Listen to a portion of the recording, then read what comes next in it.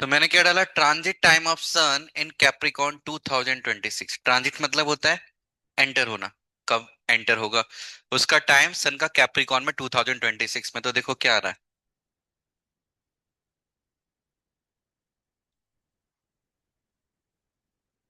14 जनवरी 3:13 PM। अभी कितना टाइम हो रहा है? संक्रांति शुरू हुई है क्या? नहीं हुई।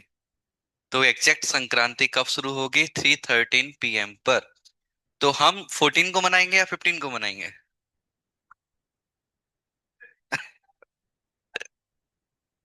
अच्छा, रात को मनाएंगे, चलो ठीक है। दिवाली रात को मनाते हैं या दिन में मनाते हैं?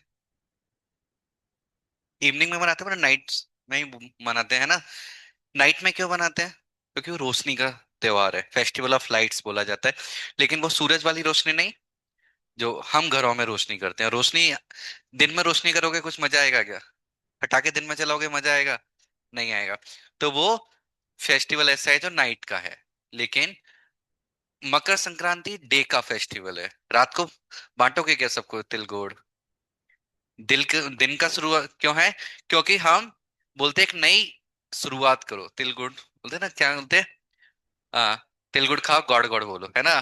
कि मतलब मीठा मीठा बोलो। तो इसलिए कि एक नई शुरुआत करो, अभी तक जो किया ठीक है, आज से अपना एक बदलाव लाओ। तो एक नई जिंदगी, नई सवेरा, नई सुबह आए, तो हम मॉर्निंग का फेस्टिवल है। तो इसलिए 14 को मॉर्निंग निकल चुकी है। तो इसलिए आइडियली क्या होना चाहिए, 15 को फॉलो करना चाहिए इस साल। ऐसी एवरी ईयर अलग अलग होता है। जैसे मैं पिछले ईयर का देखूं, और स्पेशली क्या बोला जाता है, पहला दिन, या बोला चले फर्स्ट सनराइज, पहला जो सूर्योदय है, वो जिस दिन मकर राशि में होगा उस दिन को मकर संक्रांति बोला जाएगा। तो आज का जो सूर्योदय है वो मकर राशि में हुआ है क्या? नहीं, वो किस में हुआ है? मकर से पहले कौन सी राशि आती है? धनु राशि। हिंदी में धनु, इंग्लिश में सेजिटेरियस, है ना। ऐसे ही हिंदी में मकर बोलते हैं, इंग्लिश में कैप्रिकॉर्न बोलते हैं। तो यदि मैं 2025 डालता हूं,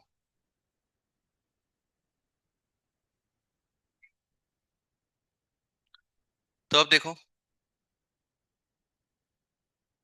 डेट 14, टाइम, तो इसको फिर भी हम बोल सकते हैं सूर्योदय थोड़ा सा लेट है। सूर्योदय कितने बजे होगा?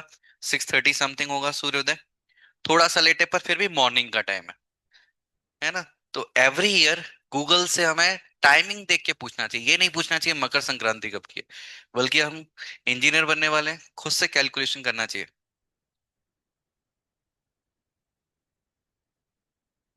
24 में कब घुसा था मकर राशि में? 14 को पूरे दिन ही नहीं था, रात को भी नहीं।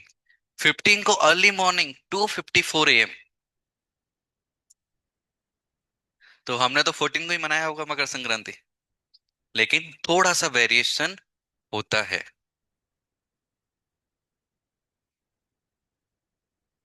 तो समझ में आ गया किस तरह से हम कैलकुलेशन करते हैं। इस तरह से मकर संक्रांति आप इस साल से फॉलो कर सकते हो, है ना, सही दिन मनाने के लिए।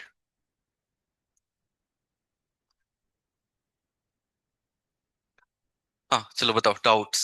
Tangent normal. Level 2 question number 4। Okay.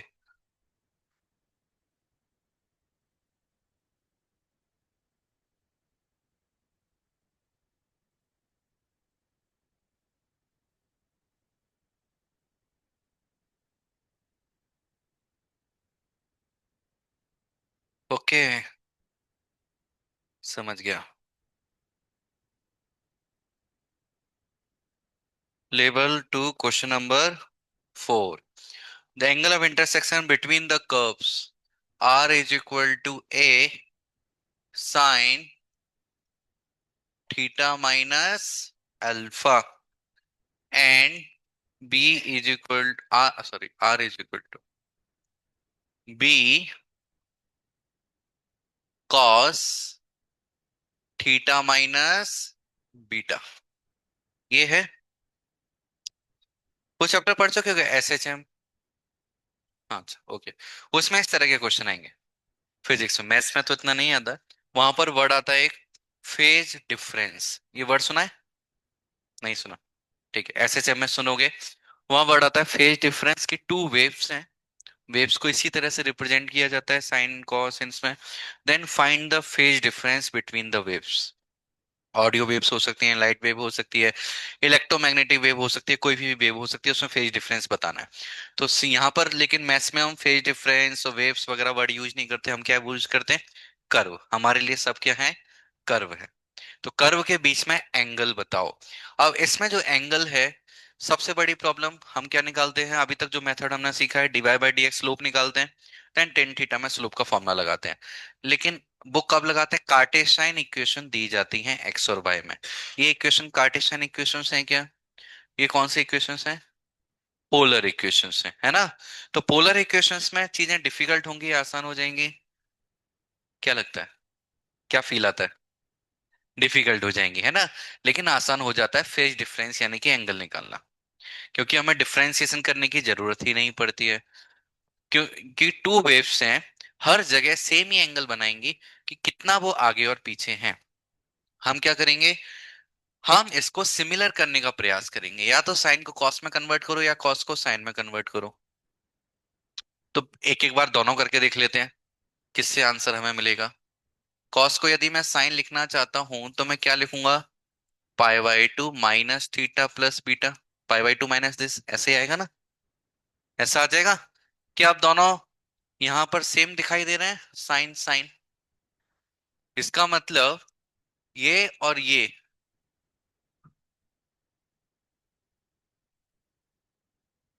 एक सेकेंड, हमसे पूछा क्या था क्वेश्चन में? The angle of inter between the curves. Okay, answer में देखो थीटा नहीं है ना? थीटा नहीं है। तो फेज डिफरेंस क्या होगा? इन दोनों के एंगल का सबट्रैक्शन। अब बोलोगे ए और बी डजेंट मैटर, कोई फर्क नहीं पड़ता। क्यों फर्क नहीं पड़ता? पोलर कोऑर्डिनेट्स, स्टार्टिंग में मैंने समझाया था होते क्या है पोलर कोऑर्डिनेट्स।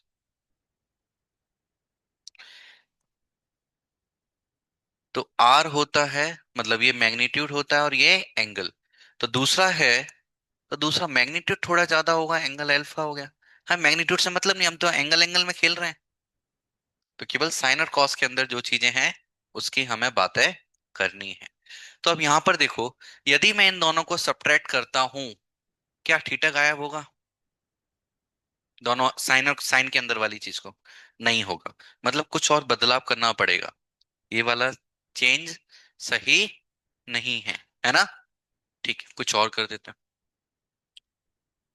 कि थीटा यहाँ नेगेटिव नहीं प्लस का आ जाता तो अच्छा हो जाता, सब्ट्रैक्शन करने पे गायब हो जाता। हाँ, तो मैं क्या इसको ऐसा भी लिख सकता हूं, pi by two plus theta minus beta, क्योंकि sine pi by two plus theta वो भी कॉस थीटा होता है। अब सब्ट्रैक्शन कर देते हैं, तो सब्ट्रैक्शन इसमें से इसका करना ज्यादा अच्छा लगेगा।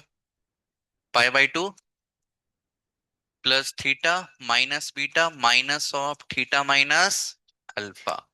तो थीटा से थीटा चला गया, बचा क्या? पाई by to minus beta plus alpha. ऐसा कोई ऑप्शन है क्या? देखो आंसर भी यही होना चाहिए, यही है ना? तो हमें क्या करना है, ये मैथ्स की चीज नहीं है, फिजिक्स में इस पर बहुत सारे क्वेश्चन करोगे, एग्जाम में आते भी हैं कि, तो आप फेज डिफरेंस में समझ जाओगे। पर हमें क्या करना होता है, प्रोसेस ये, दोनों में या तो दोनों को साइन में कन्वर्ट करो या दोनों को कॉस में। जो भी अंदर के एंगल्स है उनको क्या कर देंगे हम? सब्ट्रैक्ट कर देंगे। अब कभी पाई बाई टू माइनस करके करना पड़ेगा, कभी पाई बाई टू प्लस करके। ये अकॉर्डिंग टू ऑप्शन जो है वो हमें चेक करना पड़ेगा। ठीक है? तो ये पोलर फॉर्म में कैलकुलेशन होती है। और कोई क्वेश्चन? कौन सा? 21 लेवल 2? मैंने मना किया था टेंजेंट और नॉर्मल वाले ही करने हैं। यहाँ तो डिफरेंशिएबल है, कंटिन्यूस है, ये सब बातें हो रही है। 21 में यही बात है ना? यही क्वेश्चन पूछा है लेवल टू 21। हाँ, ये अभी नहीं करना है, सीखना बाकी है। और कोई क्वेश्चन टेंजेंट नॉर्मल का? 17, tangents are drawn from origin to the curve y is equal to sin, then point of contact lies on।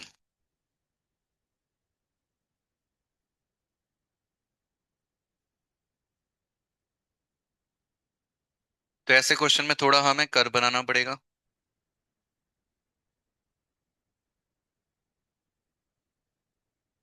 ये मैंने साइन कर बना दिया। अब देखो मुझे टेंजेंट ड्रॉ करना है, कहां से ड्रॉ करना है? ओरिजिन से। ऐसा कुछ एक टेंजेंट ये आएगी, एक टेंजेंट ऐसी कुछ आएगी, है ना? ऐसे यदि मैं इसको ऊपर और बढ़ा देता हूं, ऐसे आएगी टेंजेंट, इस तरह से होगा ना? तो हमसे पूछा क्या है? The point of contact lies on, मतलब पॉइंट ऑफ कांटेक्ट का क्या पूछा है? लोकस। तो इसको हम क्या नाम दे देंगे? एच कॉमा के, ऐसे नहीं सिखाया मैंने, उसको एक्स कॉमा वाई बोल दो, ठीक है? है ना? इसका लोकस निकालना है मुझे पी पॉइंट का। तो इसका लोकस निकालना है, हम लोकस निकालने के लिए क्या करना पड़ेगा?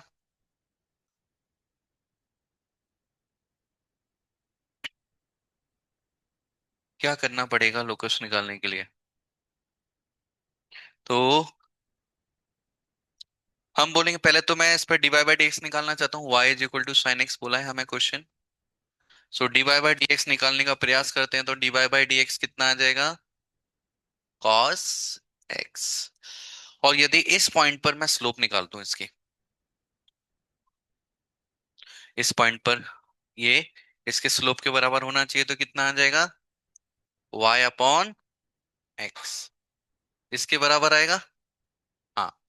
ना कॉस एक्स की वैल्यू मैं यहां से पुट करना चाहता हूँ, y अपॉन वन लिख सकते हैं ना? तो परपेंडिकुलर y है, हाइपोटेन्यूस वन है, तो कॉस की वैल्यू क्या लिख सकते हैं हम? Under root one minus y square upon one is equal to y upon x, squaring both side. तो one minus y square is equal to y square upon x square, इसको इधर भेज दो, एक्स स्क्वायर। देखो x square y square का term है क्या option में? मतलब सही रास्ते पर है, देखो ऐसा कुछ ऑप्शन है क्या? आंसर। तो लोकस से क्वेश्चन है, किसी भी तरह इससे हमें रिलेशन बनाना है, तो हमें पता है स्लोप निकालने का एक तरीका डिफरेंशिएशन, दूसरा तरीका कोऑर्डिनेट ज्योमेट्री से। दोनों को इक्वेट कर दिया, cos x की वैल्यू ओरिजिनल क्वेश्चन से सब्स्टिट्यूट कर दी, आंसर आ गया। और कोई क्वेश्चन?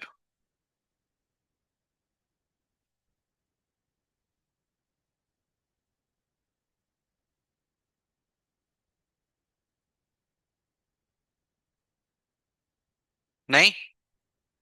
तो रोले लैग्रेंज थ्योरम पर आगे बढ़ जाए।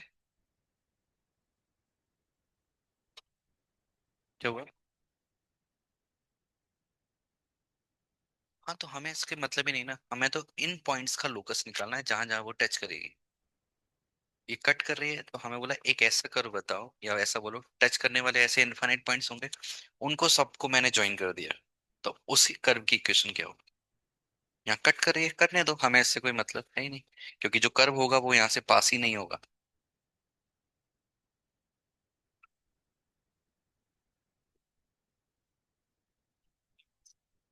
नहीं, अभी सीखेंगे, सीखेंगे, वो गलत तरीके से आ रहा है।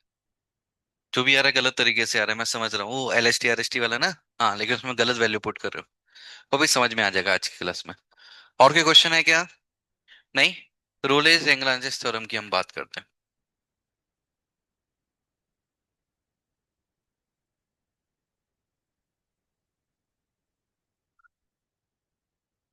तो ऐसे टू पार्ट्स में डिवाइड कर लो, या तो कॉपी को टू पार्ट्स में डिवाइड कर लो, या फिर लेफ्ट और राइट टू पेजेस को ऐसे यूज कर लो। इससे पहले एक और हेडिंग लिख लेना। इस हेडिंग के अंदर हम ये दोनों थ्योरम पढ़ने वाले हैं, और कंपैरिजन के साथ पढ़ेंगे, जिससे कि हमें याद हो जाए दोनों। दोनों में इंपॉर्टेंट है डिफरेंस याद होना, क्या डिफरेंस है, कब कौन सी लगानी है। इनको बोला जाता है mean value theorem.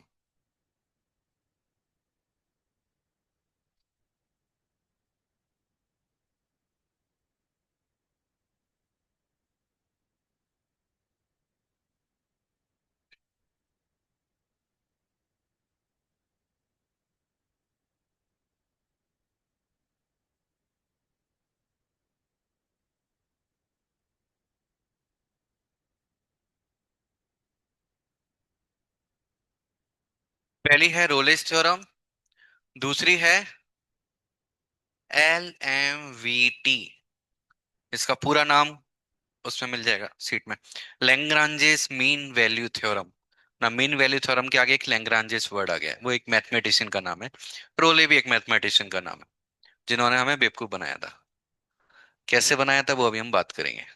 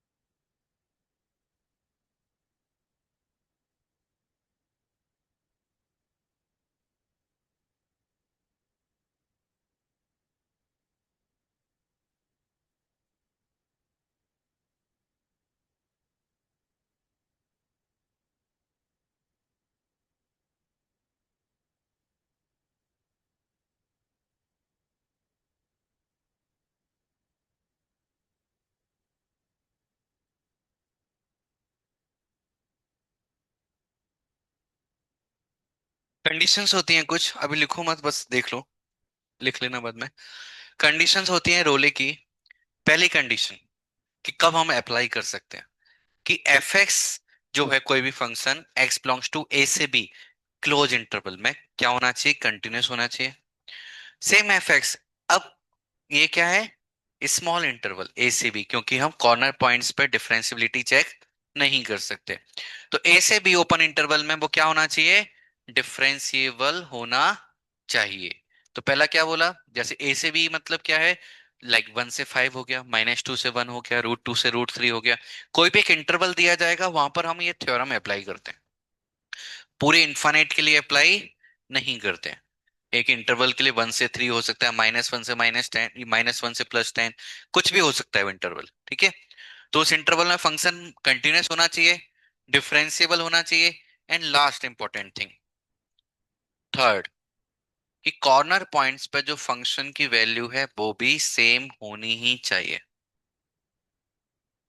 Corner points पे फंक्शन की वैल्यू क्या होनी चाहिए, सेम होनी चाहिए। तो फिर क्या होगा, ऐसा यदि हो गया तो इसका जो स्टेटमेंट है, हमें स्टेटमेंट लैंग्वेज में नहीं लिखना है। स्टेटमेंट है कि यदि ऐसा है, कोई फंक्शन है ए से बी में, लाइक 1 से 5 में, कंटिन्यूस भी है, डिफरेंशिएबल भी है, और f(1) = f(5) है, इसका मतलब एक चीज डेफिनेटली होगी कि F dash C must be is equal to 0। कि एक सी, एक ऐसा पॉइंट जरूर होगा जहां पर उसके डिफरेंशिएशन की वैल्यू 0 आएगी, लेकिन ये पॉइंट कौन होगा, कहां पर होगा, तो उसके बारे में बताया गया कि जो सी है ये डेफिनेटली ए से बी में बिलोंग करेगा ही करेगा।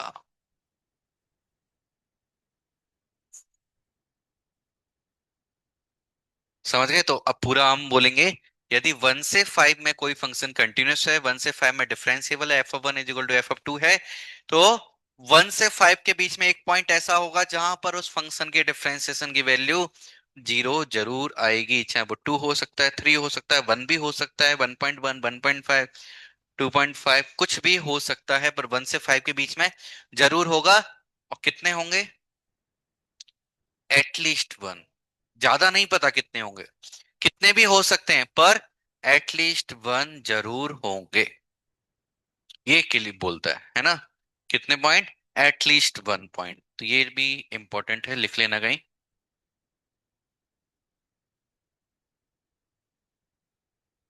At least one. ठीक है। एलएमबीटी की भी बात कर लेते हैं। तो एलएमबीटी में भी कंडीशंस होती हैं, सिमिलर कंडीशन है। अब क्या हुआ, पहले रोले ने थ्योरम दी थी। तो रोले ने थ्योरम दी, मैथमेटिशियन थे तो नाम हो गया काफी। तो दूसरे मैथमेटिशियन थे लेंग्रांज, उनको अच्छा नहीं लगा। उन्होंने कहा, मुझे मेरा भी नाम होना चाहिए। अब ऐसा कभी कोई सोचता है मेरा नाम होना चाहिए, तो क्या करेगा? कमी निकालेगा उसके में क्या कमी है ना। तो उन्होंने कमी निकाली, या तो कमी निकालेगा या फिर सोचेगा क्या कमी है, उसको मैं बेटर कैसे बना सकता हूँ और अच्छा कैसे बना सकता हूँ। ठीक है। तो इन्होंने बोला, इसने कितनी कंडीशन दी थी रोले ने? थ्री। बोला मैं दो ही कंडीशन में काम खत्म कर दूंगा। इन्होंने कौन सी कंडीशन हटा दी? थर्ड वाली हटा दी। फर्स्ट कंडीशन कि एफ एक्स ए से बी में कंटिन्यूअस होना चाहिए। सेकंड कंडीशन एफ एक्स ए से बी में क्या होना चाहिए? डिफरेंशिएबल। लेकिन थर्ड कंडीशन हटाई तो स्टेटमेंट भी कुछ तो बदलेगा ना। हाँ, तो उन्होंने स्टेटमेंट बदल दिया। स्टेटमेंट क्या बोला उन्होंने? तो इस स्टेटमेंट में उन्होंने बोला कि यदि ऐसा है, यदि ये दो चीजें हैं, तो इसका मतलब थर्ड की जरूरत नहीं है, और डिफरेंस जीरो नहीं भी हुआ। क्योंकि ऐसा भी तो हो सकता है 1 से 5 में हम चेक कर रहे हैं, जरूरी नहीं F of one is equal to F of 5 हो। तब भी हमें कैलकुलेशन करनी पड़ जाए। तो उन्होंने कहा थर्ड जरूरी नहीं है। तो एफ डैश सी ये किसके बराबर आ जाएगा? एफ डैश सी बराबर आ जाएगा f of b minus f of a upon b minus a. तो अब देखो, ये जनरल फॉर्म नहीं है, यदि f A is equal to F B है, पुट करो तो जीरो आ जाएगा। आएगा ना। तो उन्होंने देखा ये स्पेसिफिक था, तो मैं थोड़ा सा जनरल बना देता हूँ। काम एक ही है दोनों का, है ना। बस ये जनरलाइज हो गया। तो ये ऐसा पॉसिबल होता है, ये इन्होंने बोल दिया। अब इसको नोट कर लो, फिर हम इसको ग्राफ से समझते हैं। देखते हैं कितनी मेहनत की इन्होंने इसको ड्राइव करने के लिए।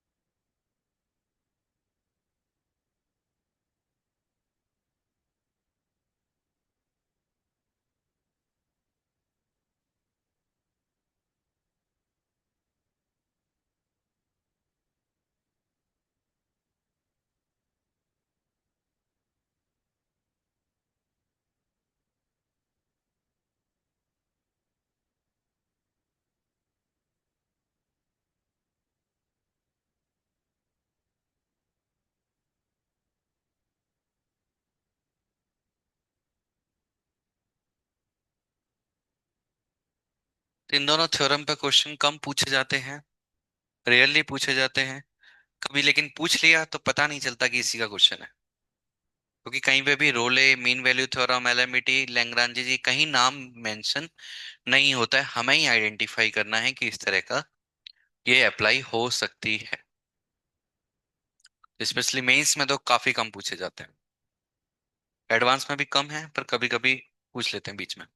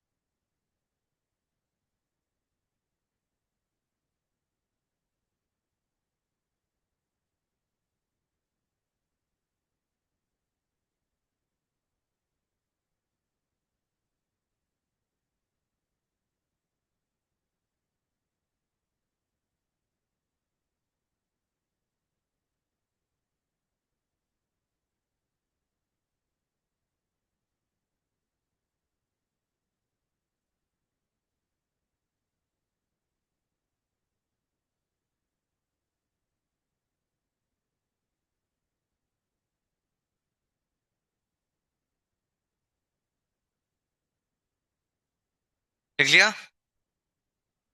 ये तो पहले ग्राफिकल हम समझते हैं, देन फिर हम इस पर क्वेश्चन देखेंगे कैसे पता चलेगा कि इसका क्वेश्चन है, जबकि बोला नहीं जाएगा कि ये अप्लाई होगी, इसके बारे में कुछ भी हिंट नहीं होगी। तो पहले हम ग्राफ बनाएंगे।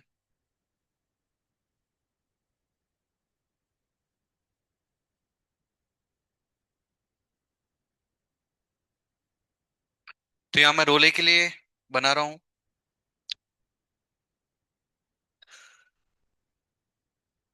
हम्म, इसी को डाल देते हैं, चलो। सेम ग्राफ पे दोनों हम अप्लाई करके देखेंगे। तो देखो ये मैंने माना दिस इज ए,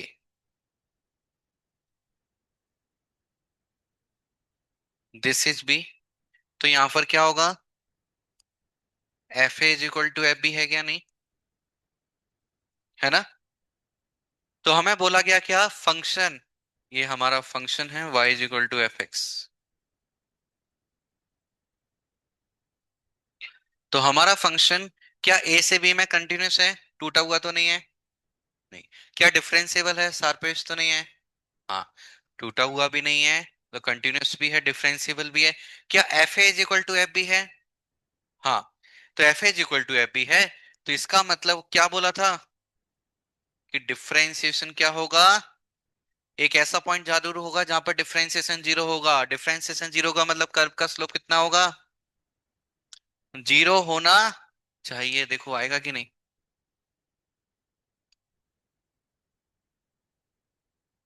आएगा ना। बोलो ऐसा कर्व क्यों बनाया, कुछ और बना दो, बना दो, ऐसा कुछ भी बना दो। अब दो बार जीरो है, क्योंकि सपोज मुझे ए से बी में जाना है, कंटिन्यूस रखना है, पेन उठाना नहीं है। और कैसा भी कर्व बनाओगे कभी ना कभी ऊपर जाते जाते नीचे जरूर आना ही पड़ेगा, तो बीच में एक पॉइंट डेफिनेटली जीरो वाला स्लोप का मिलेगा ही मिलेगा। चाहे नीचे जाओगे और ऊपर आओगे तब भी ऐसा मिलेगा, कि कहीं ना कहीं तो टर्न आएगा ना। और जैसे ही वो स्मूथ यदि टर्न है, तो स्लोप किसी ना किसी पॉइंट पर जीरो डेफिनेटली होगा। तो यही रोले ने बताया था। तो बहुत बड़ा ऑब्जर्वेशन है। अब लैग्रांजेस की बात करते हैं।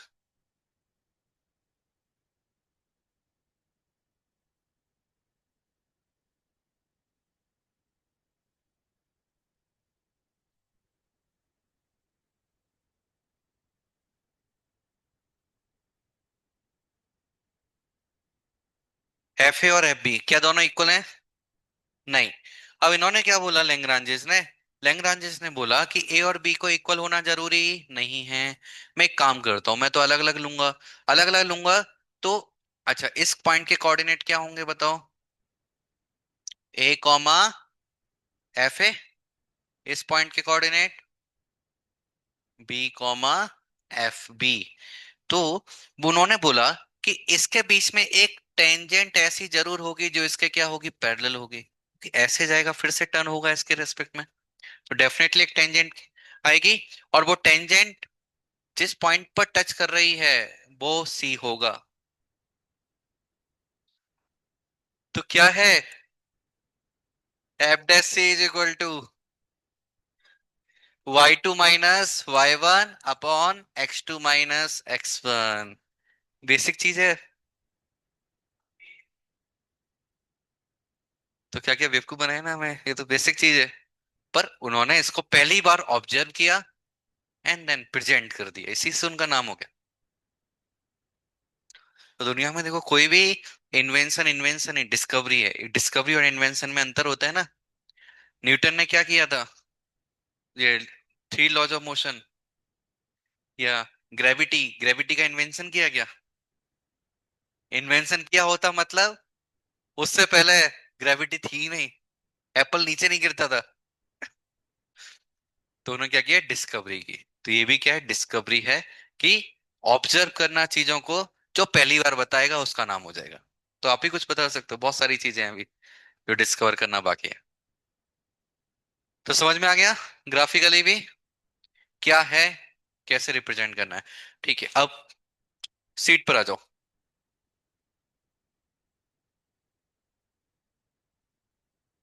लेवल वन में टॉपिक था ना अलग से,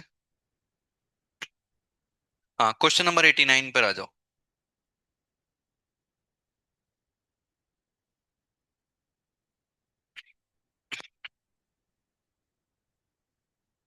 89 अभी सॉल्व नहीं कर पाओगे, 89 को छोड़ दो, 90 पर आ जाओ, क्योंकि इसमें रोले थ्योरम और मैक्सिमम मिनिमम कॉन्सेप्ट, ये दोनों कंबाइन कर दिए, है ना। 89 को अभी छोड़ दो। और 90 भी नहीं अभी नहीं, सब में कंबाइंड है। जी हाँ।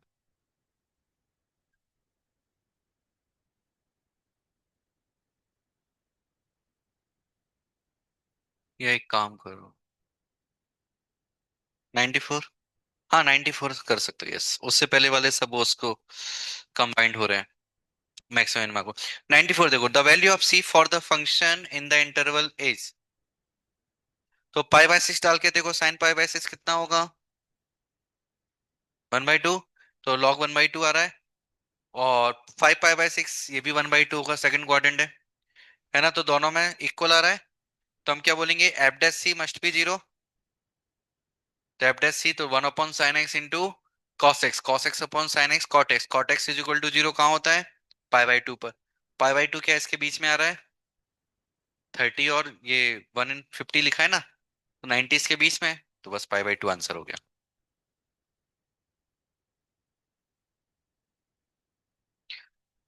अब देखो 95, देखो हमें क्या बोला है, the function F x x Q minus 6x² plus A x plus be defined for on 1 से 3 सेटिस्फाई द रोलेस थ्योरम, यहाँ बोल दिया कौन सा थ्योरम, रोलेस थ्योरम को सेटिस्फाई करती है। तो ए और बी की वैल्यू बताओ, तो पहला केस क्या होना चाहिए, f(1) is equal to f(3)। अच्छा, कंटिन्यूस डिफरेंशियल की बात नहीं करेंगे क्या, तो याद रखो एक बहुत इंपॉर्टेंट चीज, हम बात करते हैं लेकिन और कुछ करते नहीं है सॉल्व।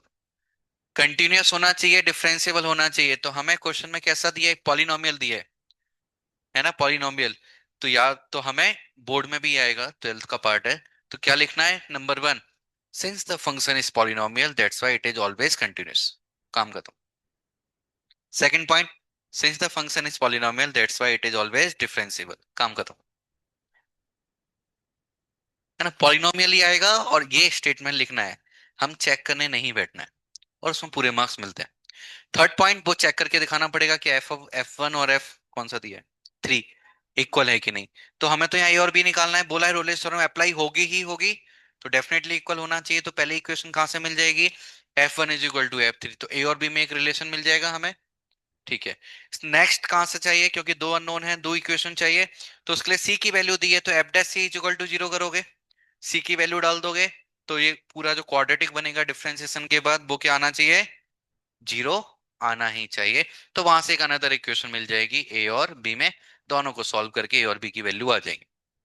ठीक है, वैसे तो फर्स्ट इक्वेशन जो आएगी वहां पर ही ए और बी की वैल्यू डाल के देख लेना कौन सेटिस्फाई कर रहा है, जल्दी आंसर आ जाएगा, है ना। ऑप्शन दिए ही हैं ऑलरेडी। लेंग्रांजेस मीन में दो ही question difference in the interval, हाँ जरा 97 कुछ सॉल्व करके बता दो।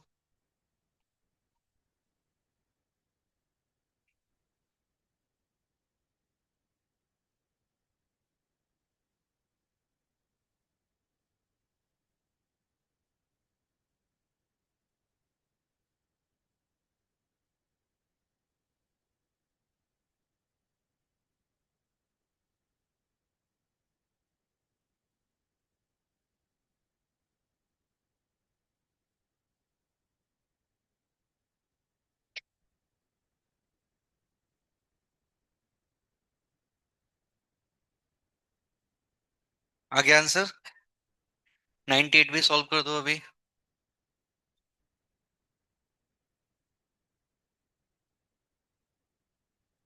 F dash C is equal to twice of g dash c बोला है, दोनों ही जीरो से बने एफ और जीरो में, तो इसको क्या लिखोगे, जीरो से बने ना, तो F1 minus F zero upon 1 - 0 is equal to twice of G1 - G0 अपॉन 1 - 0। बस अब वैल्यूज दी गई हैं, डाल दो, तो G1 पूछा है ना, G1 आ जाएगा। F0 दिया है, G0 दिया है, F1 दिया है। आ जाएगा आंसर। चेक करो सही आंसर आया क्या।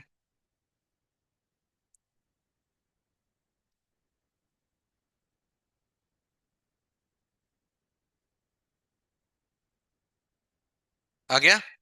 अब लेवल 2 का 21 करो, जो पूछा था अब सॉल्व कर दो। Level 1 21, sorry level 2 21, level 2 21।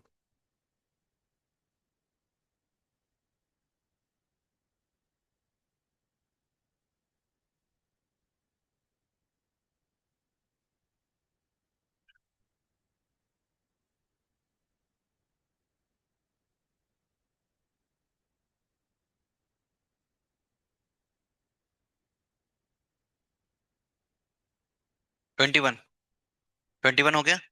पहले 21 करो, फिर 22 भी कर सकते हो।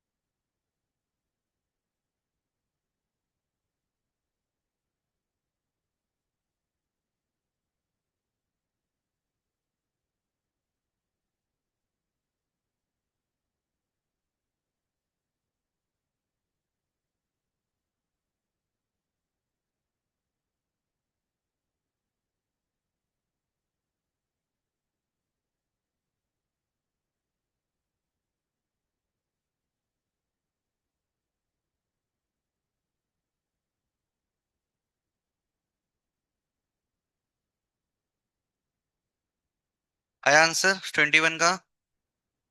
सिंपल एफ डैश एक्स दिया है तो हम क्या करेंगे, कहाँ से कहाँ की बात की गई है, 2 से 4। F4 minus F2 upon 4 minus 2 है ना। F2 ऑलरेडी दिया गया है, तो F4 के बारे में बात पता चल जाएगा। ठीक है 22 को देखो, सेम डेटा दिया है जो कि लेवल 1 में क्वेश्चन नंबर 98 में दिया था। F1 F0 G1 G0 सब सेम है। G1 की वैल्यू वहां 2 आई थी, यहाँ ऑलरेडी गिवन है। तो क्वेश्चन का अब आंसर बताओ क्या होगा। वहां क्वेश्चन में क्या दिया था, f dash C is equal to twice of g dash c, है ना। तो वो आंसर आएगा, लेकिन कौन सा, बी वाला या सी वाला। क्यों।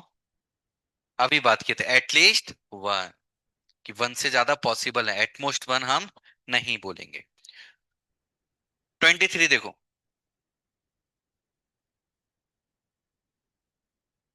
क्या दिया है हमें function, x-4, x-3, sorry x-5 है, 5, x-6, x-7। तो क्वेश्चन ऑप्शंस देखो जरा, क्या ऑप्शन दिए गए हैं। पहला, थ्री रूट्स ऑफ एब, नहीं पहला F dash x is equal to zero has four roots. Next F dash X zero के थ्री रूट्स हैं जो इसमें लाई करेंगे, F dash has only one root, F dash पूरे में एफ डैश एक्स की बात की गई है, एफ एक्स के बारे में कहीं बात नहीं की गई है। ठीक है, लेकिन हमें एफ एक्स दिया है, तो क्या डिफरेंशिएशन निकाल दें। नहीं, हम क्या करेंगे, सिंपल, ये कहाँ कहाँ पर, 4, 5, 6, 7, इसका एक रफ फिगर मैं बनाना चाहता हूँ। तो देखो आगे तो इनफाइनाइट पे क्या होगा, क्योंकि इवन पावर है, प्लस इनफाइनाइट डालोगे एक्स पावर 4 आएगा maximum term, plus infinite minus infinite पर भी प्लस इनफाइनाइट। तो ऐसा होगा कुछ, ऐसा कुछ कर्व होगा। ऊपर से नीचे आएगा जीरो, ऊपर जाएगा जीरो, फिर जीरो, ऐसे फिर निकल जाएगा। कर्व बनाना समझ में आ गया। ठीक है, तो अब हमें पता है एफ डैश एक्स जीरो कहाँ कहाँ होगा। ये वो पॉइंट्स है ना जहां पर टेंजेंट एक्स एक्सिस के पैरेलल होगी, तो यहाँ स्लोप जीरो होगी। तो एफ डैश एक्स जीरो कितने पॉइंट्स पर होगा, 3 पॉइंट्स। उसके अलावा कहीं हो सकता है क्या, 7 के बाद या 4 से पहले। कभी नहीं, कभी टर्न वो लेगा नहीं। तो आंसर बताओ क्या आएगा, बी ऑप्शन आ जाएगा, है ना। समझ में आया कैसे आंसर लिखना है। कोई कंफ्यूजन? नहीं, अब इतना आ गया तो फिर वो वाले भी कर दो, मैक्सिमम मार्क को भी चलो मैं अलग तरीके से समझाता हूँ, जरूरत नहीं पड़ेगी मैक्सिमम मार्क की। कहाँ पर? पहले कुछ।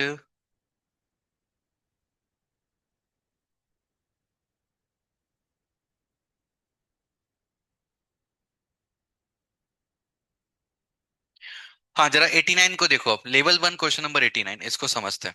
थोड़ा गंदे तरीके से लिखा है वो।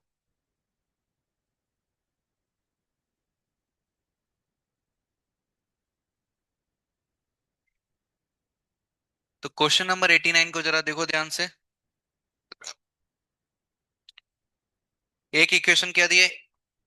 ए n x power n plus a n minus x power n में डॉट डॉट लास्ट में a one x plus a zero is equal to zero. इसके कितने रूट्स बोले गए हैं? टू रूट्स बोले गए हैं ना। Has two different real roots alpha and beta. मतलब ऐसा कुछ होगा, टू रूट्स हैं तो यही कर्व बनेगा, या फिर ए एन नेगेटिव होगा तो ये वाला बन जाएगा, है ना। इसके अलावा कुछ और नहीं बन सकता। ठीक है। अब दूसरी इक्वेशन देखो, फर्स्ट और सेकंड में क्या रिलेशन दिख रहा है हमें? डिफरेंशिएशन किया गया है। हाँ, तो डिफरेंशिएशन किया गया है तो क्या कंक्लूड कर सकते हैं? ये पॉइंट क्या थे? अल्फा। ये क्या है? बीच में कितनी बार जीरो होगा? At least one time. क्योंकि एन की जो एक्स पावर एन है वो यदि 10 हुआ, टू रूट्स पॉसिबल है, लेकिन कर्व ऐसा भी तो पॉसिबल है।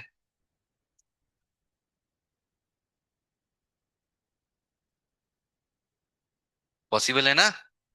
तो 1 2 3 4 5, कि वो कर्व एक्स एक्सेस को कट नहीं करेगा बट बीच में ऊपर नीचे जा सकता है, क्योंकि पावर 2 से ज्यादा हो सकती है, एन लिखा है ना। तो ओरिजिनल में पॉलिनोमियल में एन 10 5 6 7 8 कुछ भी हो सकता है, डिपेंड करेगा क्या वैल्यू है। तो इसलिए कुछ भी जा सकता है। तो क्या आंसर लगाएंगे हम? At least one. अब जरा इसको देखो। हाँ, 90 डिटरमिनेंट थोड़ा सॉल्व करना आता है क्या? आता है। ठीक है। तो इसको सॉल्व नहीं करना है, मन ही मन में सॉल्व करना है। कैसे करोगे? ये देख लो कब कब ये जीरो होने वाला है। तो एक रूल होता है डिटरमिनेंट में, कभी भी कोई एक्स की वैल्यू जिससे कि टू रो या टू कॉलम क्या हो जाए, सेम हो जाए, आइडेंटिकल, तो आंसर जीरो आता है। तो यदि मैं एक्स की जगह, पहले तो ऑब्जर्व करो, केवल फर्स्ट जो कॉलम है उसमें एक्स है, सेकंड में क्या है, सब में ए, फिर लास्ट में बी। तो एक्स की जगह मैं यदि ए डाल देता हूं तो फर्स्ट और सेकंड कॉलम सेम हो जाएंगे, तो आंसर जीरो। मतलब F A is equal to zero. Same F B is equal to also zero, क्योंकि वहां कॉलम वन और कॉलम थ्री क्या हो जाएंगे, सेम हो जाएंगे। ठीक है। तो मतलब एफ ए भी जीरो, एफ बी भी जीरो, और ए और बी जीरो से पाई बाई टू के बीच में, तो ए और बी कितने रूट्स हो गए? Two roots. इसके हमें समझ में आ गए। तो हमें बोला f dash x is equal to zero है in the interval. F dash x कितने रूट्स रखता है ए से बी में? एटलीस्ट वन, है ना। एक फंक्शन है जो ए से बी में, जैसे यहाँ अल्फा और बीटा उसके रूट्स थे, तो ये एफ एक्स था। तो हमसे पूछा एफ डैश एक्स के बारे में बताओ, एफ डैश एक्स जीरो कितने पॉइंट्स पर होगा अल्फा से बीटा के बीच में? तो हमने क्या बोला, कम से कम एक बार। ज्यादा नहीं पता कितनी बार होगा, पर एक बार तो जरूर होगा।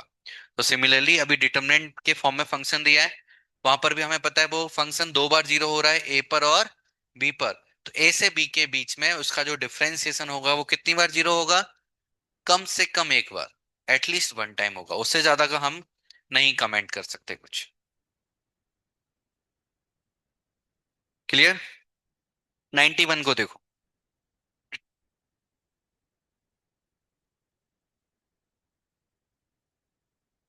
91 को ध्यान से देखना पड़ेगा। फिजिक्स में इंटीग्रेशन क्या है, थोड़ा आता है। ओके। तो हमें जो इक्वेशन दी है, 3 a x square plus 2 b x plus c is equal to 0। पहले तो क्वेश्चन को हम समझते हैं। तो हमें बोला है ये जो इक्वेशन है, ये जीरो से वन में कितने रूट्स रखता है? ये एफ डेस एक्स दिया है। तो एफ डेस एक्स से एफ एक्स निकालने के लिए क्या करना पड़ेगा? इंटीग्रेशन करना पड़ेगा, जैसे इंटीग्रेशन करेंगे क्या मिलेगा? A x cube plus b x square plus c x plus d is equal to, d निकालने के लिए ये कंडीशन दी है, एक्स को यदि 1 डाल दिया हमने, या एक काम करो, इसको ना बुक किया है, ये क्या बोलते, डेफिनेट इंटीग्रेशन किया है, सॉरी इधर नहीं लगेगा, इधर लगेगा। तो 0 से 1 में करोगे तो क्या आएगा, 0 पे सब 0 हो जाएगा, 1 पर वो मिलेगा, तो ओनली ये मिलेगा हमें फाइनल, क्योंकि 0 से 1 बोला था ना। तो 0 से 1 में हमें इंटीग्रेशन करना है, तो इंटीग्रेशन करके फिर लिमिट डालनी होती है ना। तो एक बार एक्स क्यूब 1 डालोगे तो ए प्लस बी प्लस सी मिलेगा, और माइनस 0 0 पूरा 0 हो जाएगा। नहीं मैं कुछ गलत बोल गया। नहीं नहीं, एक काम मत करो, मत करो, उससे तो न्यूमेरिकल वैल्यू आती। सिंपल इंटीग्रेशन किया मैंने, तो मुझे क्या मिला, a x cube b x plus c x plus d मिला। फिर एक्स की जगह मैंने 1 डाल दिया, जैसे ही 1 डाला तो ए प्लस बी प्लस सी 0 है, तो डी भी क्या होना चाहिए, 0 होना चाहिए, है ना। इससे मुझे डी समझ में आ गया। अब ध्यान से देखो, ये हमारा ओरिजिनल एफ एक्स है, और this is F dash x. इसके कितने रूट्स हैं, 0 और 1, ये दोनों इसके रूट्स हैं। 0 डालोगे 0 हो रहा है, 1 डालोगे तो इस कंडीशन की वजह से 0 हो रहा है ना। तो ये रोलेस को फॉलो कर रहा है, रोलेस को फॉलो कर रहा है। तो इसके 0 से 1 में, 0 और 1 दोनों रूट हैं, 0 से 1 में कंटिन्यूस भी है, डिफरेंशिएबल भी, क्योंकि पॉलिनोमियल है। तो ये एफ डैश एक्स कितनी बार 0 होगा 0 से 1 में, एटलीस्ट 1। तो ये आंसर देना, मतलब आंसर एटलीस्ट 1 ही आता है, पर अलग अलग तरीके से पूछ लिया जाता है। ठीक है।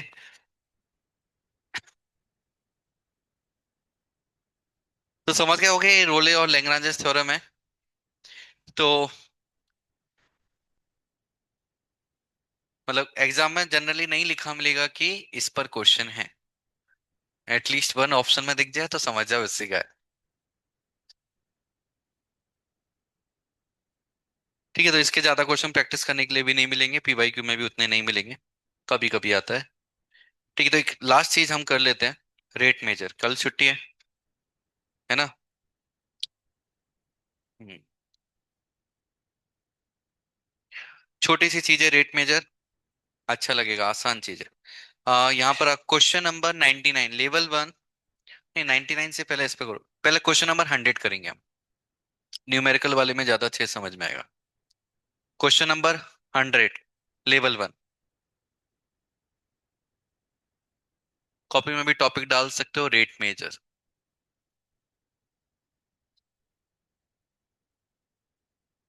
रेट मेजर मतलब क्या है, अच्छा रेट मतलब क्या होता है,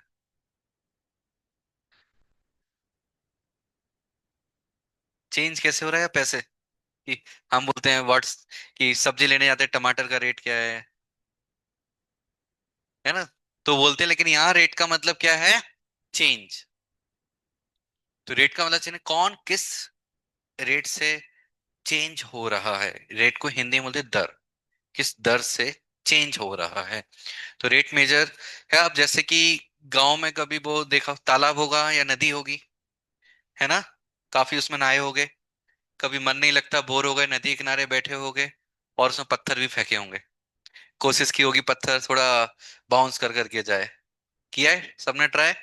हाँ, तो पत्थर जब हम फेंकते हैं, तो पत्थर मैंने फेंका, ये पूरा एक तालाब है, तो उसमें क्या होगा, यहाँ गिरेगा तो यहाँ रिपल होती है, रिपल ऐसी बड़ी होती जाती है, उसको देखने में बहुत मजा आता है। तो अभी काम क्या है हमारा, पत्थर को फेंकेंगे, पत्थर को फेंकेंगे, और बोला जाएगा एक रिपल हुई है, और रिपल के आफ्टर 5 सेकेंड उस सर्कल जो बनेगा उसकी रेडियस कितनी है,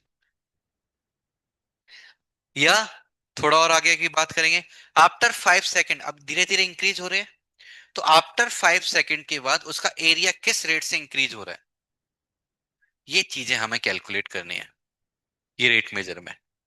इसका एक एग्जांपल है, क्वेश्चन नंबर 100 को पढ़ो, क्या लिखा है,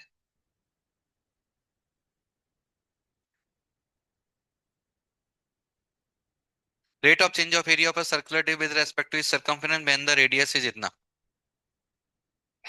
तो सिंपल क्या करो, किस क्या पूछा है, सबसे इंपॉर्टेंट है क्या पूछा है, ये बहुत गलती होती है इन क्वेश्चनों को, बाकी सारी चीजें आसान होती हैं।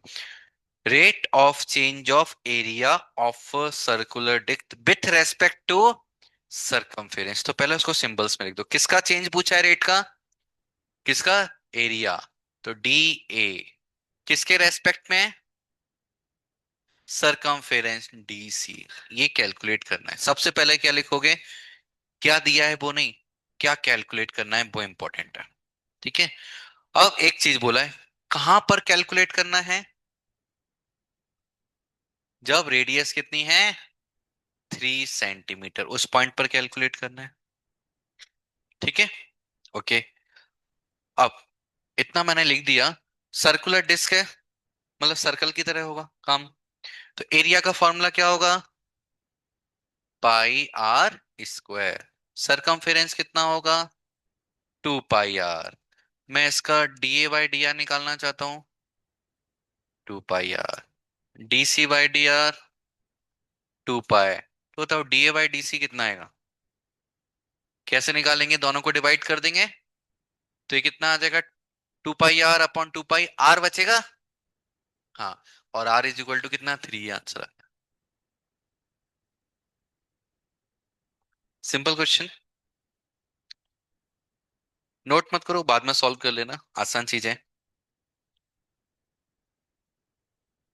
अब देखो, rate of change of volume of a cone with respect to radius of its base. तो कोन का वॉल्यूम क्या होता है, 1/3 पाई आर स्क्वायर एच। तो इसको रेस्पेक्ट, इसको डिफरेंशिएशन कर दोगे आर के रेस्पेक्ट में, तो क्या आंसर आएगा, 2/3 पाई आर एच। आंसर यही दिया है क्या, गलत ही है। हाइट के बारे में कुछ बोला ही नहीं ना उन्होंने, एच है पर, क्या हाइट भी वेरी कर रही है क्या,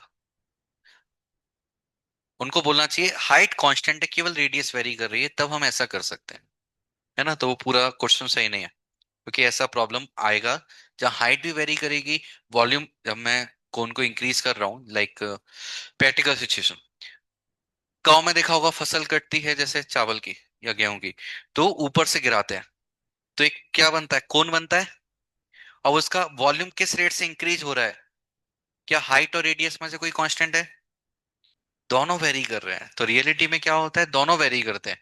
देन सिंगल वेरिएबल में कन्वर्ट करना होता है, या तो पूरा एच में कन्वर्ट कर दो या फिर पूरा आर, जैसा क्वेश्चन ने पूछा है, रिक्वायरमेंट है वैसा, तब हम डिफरेंशिएशन करते हैं। तो या तो इनको बोलना चाहिए कि हम ऐसा कुछ जादू कर रहे हैं कि हाइट चेंज नहीं हो रही है, बस रेडियस इंक्रीज हो रही है। अब इसको छोड़ दो। हाँ, पत्थर फेंकने वाला क्वेश्चन आ गया, 102, इसको सॉल्व करो। 102।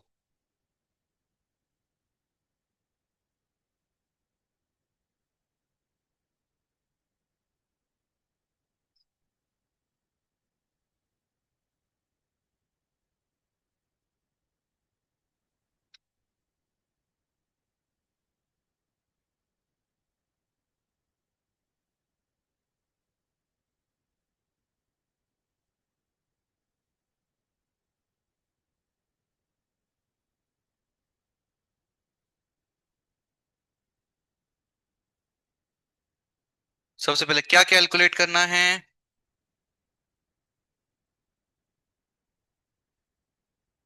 सबसे पहले क्या देखना है, निकालो क्या कैलकुलेट करना है, नहीं एरिया नहीं,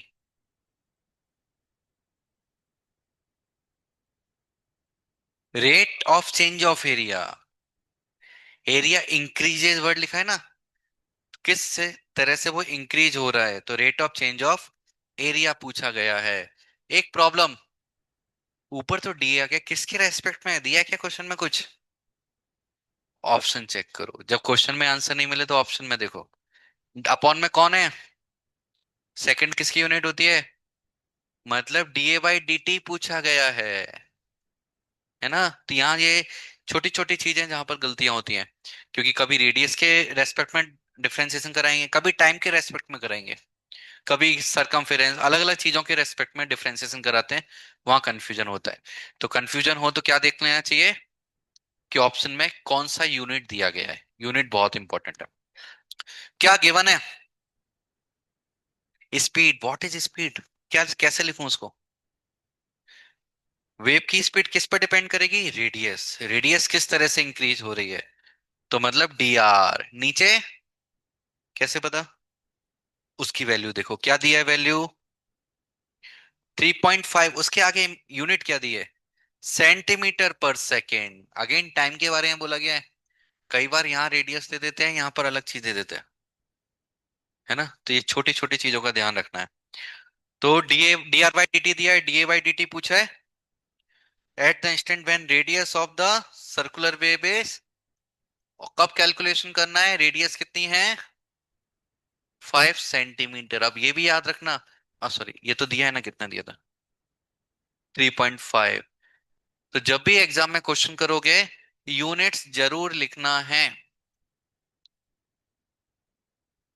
सेंटीमीटर पर सेकंड कभी क्वेश्चन मिलेगा, यहाँ सेंटीमीटर वहां मीटर, फंस जाओगे। तो इसलिए अब क्या करेंगे? आर डी आर वाई दी थी, ए तक पहुंचना है और कुछ दिख नहीं रहा, तो ए मुझे पता है क्या आएगा। पाई आर इसका सर्कल ही तो बनेगा। तो नाउ टी के रेस्पेक्ट में डिफरेंशिएशन क्या कहलाएगा? D A by D T, 2 pi R, ऐसा हो जाएगा। यस, इसको नहीं भूलना है। D R by D T, R भी वेरिएबल है, टी भी है, लेकिन यहाँ टी है, आर होता तो 2 pi are, it's okay. T है तो D R by D T लिखना जरूरी है। बस अब वैल्यू डाल दो। बस थोड़ा सा ध्यान दोगे, बाकी सारी चीजें बहुत सिंपल है। ये कितना हो जाएगा? 15। 15 को मल्टीप्लाई करो तो आंसर आ जाएगा।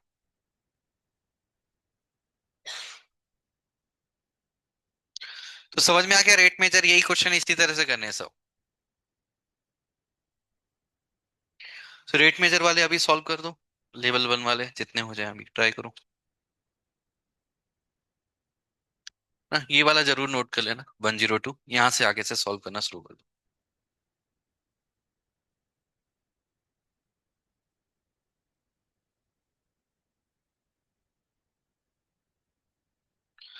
और अभी पूरी सीट सॉल्व कर सकते हो। बस कहीं पर भी सब टेंजेंट सब नॉर्मल वर्ड आ जाए उसको छोड़ देना, वो हमारे सिलेबस में नहीं है।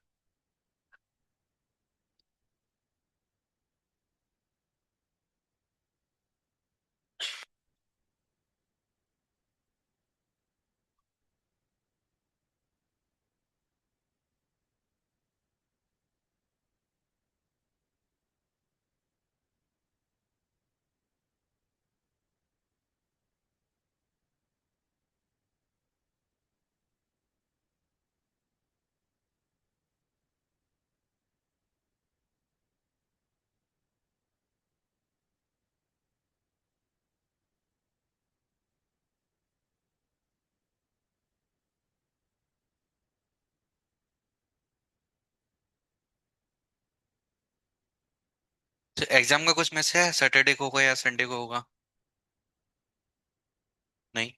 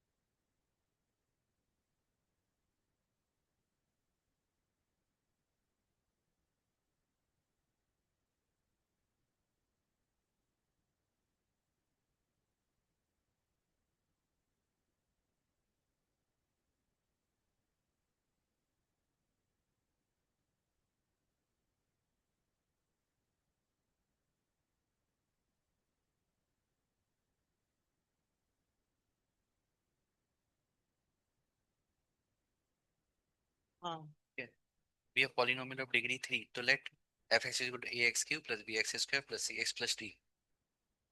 फिर f3 की 3 डाल दो एक बार, फिर डिफरेंस करके 3 डालो, डबल डिफरेंस करके 3 डालो, ट्रिपल डिफरेंसिंग करके 3 डालो। तो ए बी सी डी सबकी वैल्यू आ गई। सबके इंडिविजुअल वैल्यू निकालनी है ए बी सी डी की। पॉलिनोमियल आ गया, देन फिर दोबारा एफ डैश बनेगा।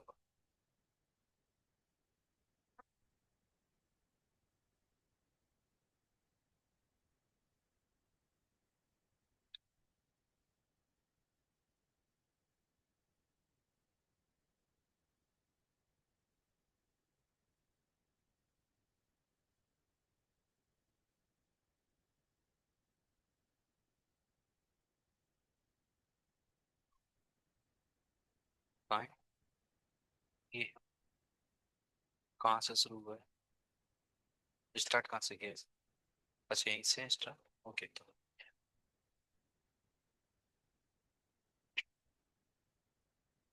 ये मुझे समझ में नहीं आया, ये 2x² अच्छा इसका स्क्वायर किया, okay. t² + T square plus x power 4 y power 4 डाल दिया है ना।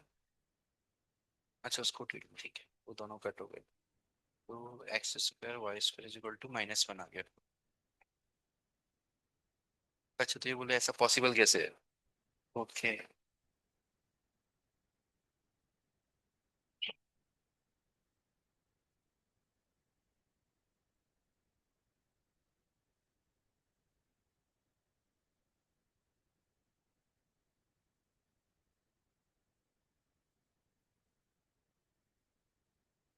पॉसिबल तो नहीं है, कॉम्प्लेक्स में चली जाएंगी चीजें कॉम्प्लेक्स, लेकिन हम पढ़ते नहीं है,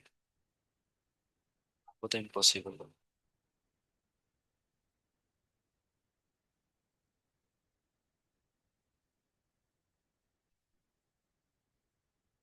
वो क्वेश्चन ही गलत फ्रेम हुआ है,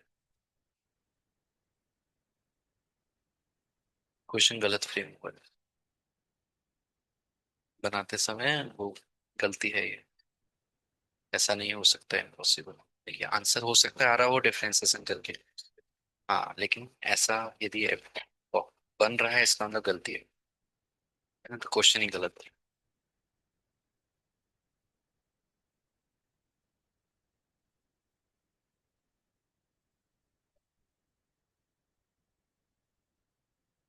बस क्वेश्चन को सही करने के लिए बीच में वो था ना t-1/t, उसके t+1/t कर दो तो फिर सही बन जाएगा क्वेश्चन, है ना। तो ये उनकी गलती है क्वेश्चन।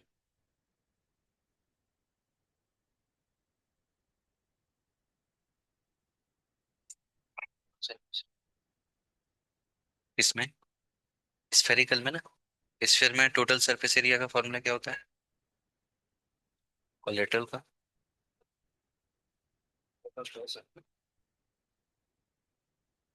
स्फेरिकल के केस में दोनों सेम ही तो होते हैं, मतलब स्फेरिकल और लेटरल, तो फिर मेंशन किया जाएगा।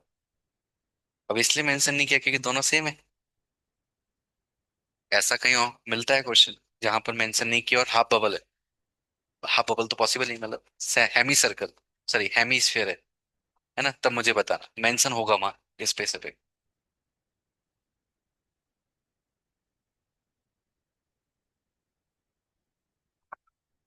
हाँ ये जानबूझ के दिया था। fx ये ऐसा है, तो एक बार x की जगह मैं ये डालना चाहता हूँ, और यहाँ x की जगह क्या डालना चाहता हूँ ये, तो यहाँ पर भी x की जगह यही सेम चीज पुट करेंगे। देखो ये मुझे लगता है x बनना चाहिए। ऐसे क्वेश्चन में फंक्शनल इक्वेशन में किए थे ना, फंक्शनल इक्वेशन फंक्शन चैप्टर में किए थे। ऐसा ऐसा दिया जाता है, देन इस पूरे को t डाल दो, t मान लो, या x, t मान लो तो ज्यादा अच्छा, t मानो, देन देखो x की क्या वैल्यू मिलती है, तो ये तो पूरा t बन जाएगा, और जो भी x की वैल्यू आएगी वो पूरी यहाँ पुट कर देंगे। और फिर ऑलमोस्ट क्या देखा जाता है, दोनों एक्सचेंज हो जाते हैं, यहाँ टी है तो यहाँ भी टी रिप्लेस करके पूरा आ जाएगा, देन टी को फिर से एक्स बोल देंगे, और फिर एलिमिनेशन मेथड से इस वाले टर्म को कट कर देंगे, एफ एक्स बच जाएगा हमारा। उसको कंपेयर कर सकते हैं। सॉल्यूशन में देखो ना कुछ तो दिया होगा, ऐसे दिया होगा कुछ।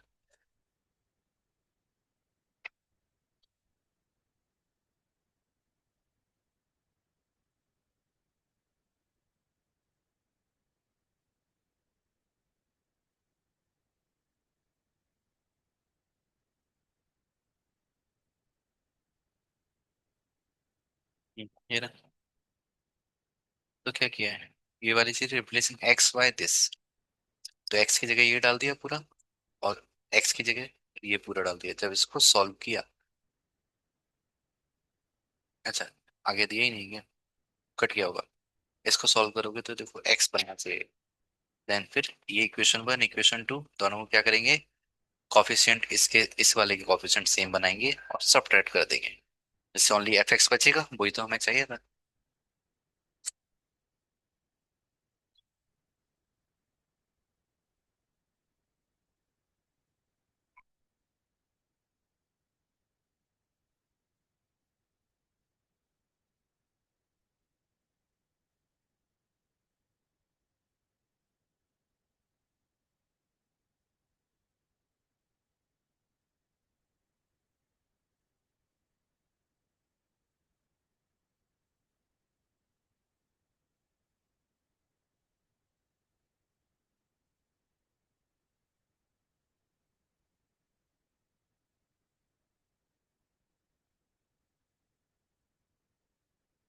तो आज और कल में ये पूरी सीट्स कंप्लीट सॉल्व कर दो। समय बचता है क्योंकि सीट में बहुत ज्यादा क्वेश्चंस नहीं है। टेंजेंट नॉर्मल ऑलरेडी पूरा सॉल्व कर चुके हो। तो पीवाई क्यू वाली सीट पर जाना, वहाँ रेट मेजर के बहुत सारे क्वेश्चन मिलेंगे, है ना, दिशा वाली में भी है और दूसरी पीडीएफ भी मिल चुकी है। नहीं मिली? ठीक है, रेट मेजर के दूसरी पीडीएफ में भी है ना, टेंजेंट नॉर्मल को भी छोड़ दो। रेट मेजर के हैं दिशा वाले में, ओपन करके देखोगे अभी दिशा वाले में। तो पहला टॉपिक ही रेट मेजर है। दिखा है ना? अभी नहीं तो ओपन करके देखो, डाउट है तो।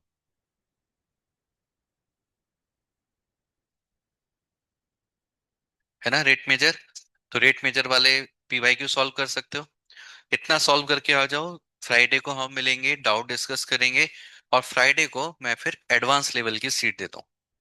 एडवांस के पेस लाइक मल्टीपल करेक्ट होंगे, मैच द कॉलम होंगे, कॉम्प्रिहेंशन होंगे, पैसेज वाले क्वेश्चन, है ना। लेकिन उससे पहले ये सीट कंप्लीट होनी चाहिए।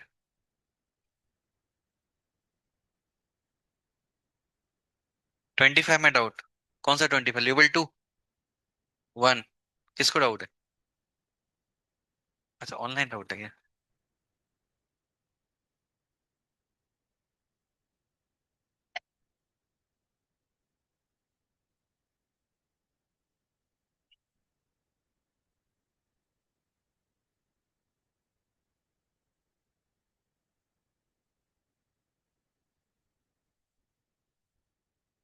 ठीक है, क्वेश्चन नंबर 25 लेवल 1।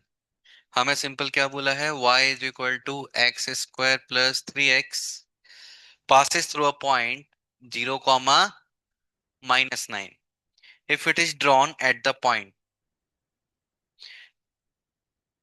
तो अब एक टेंजेंट ड्रॉ करना है इस कर्व पर, इस पॉइंट पर, तो टेंजेंट को ड्रॉ कर देते हैं। पॉइंट ऑलरेडी मालूम है, बस स्लोप निकालना है। तो D by by D x is equal to 2x+3। Point डाल देंगे, x की वैल्यू 0 डालना है। तो उसमें हमें स्लोप कितना मिल जाएगा? 3 मिल जाएगा। 3 स्लोप के साथ हम क्या निकाल देंगे? टेंजेंट निकाल देंगे। तो y+9 is equal to 3 × x - 0, that's Y y+9 is equal to 3x। अब बोला है if it is drawn at the point.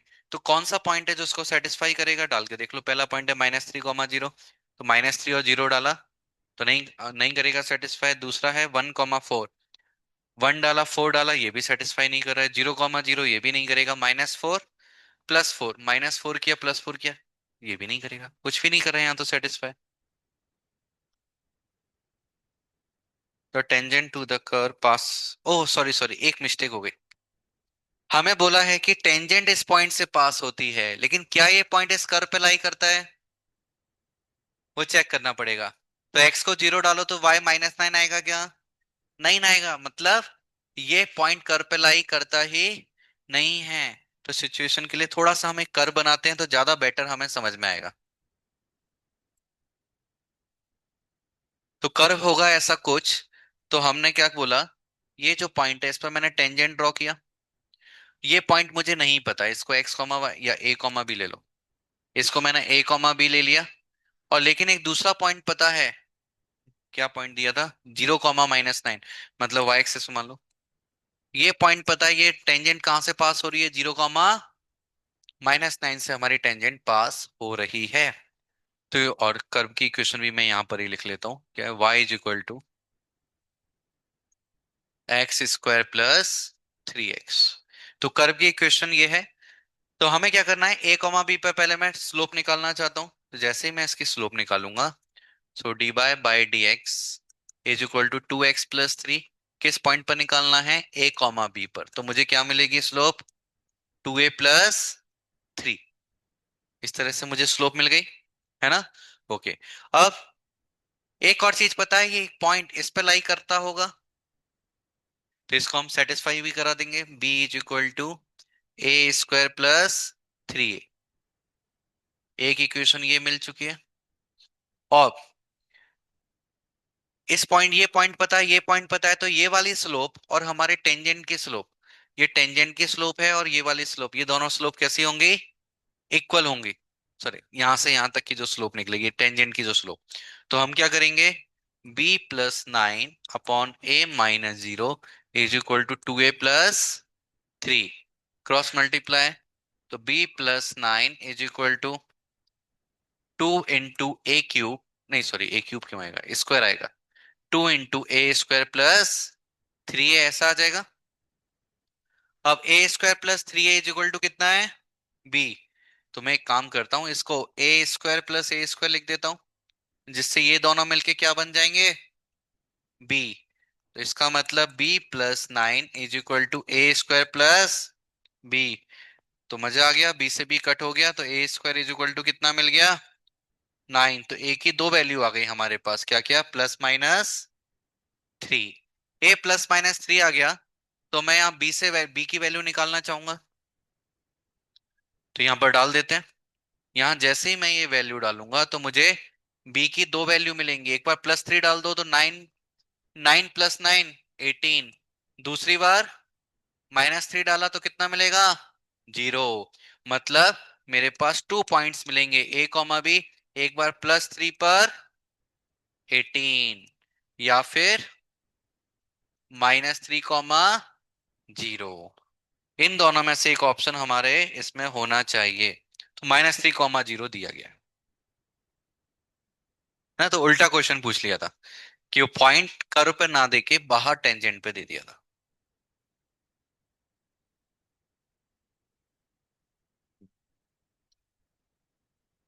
Okay, तो इतना कंप्लीट करके आओ इस सीट को, फिर हम मैं नई सीट देता हूँ फ्राइडे को। हरे कृष्णा।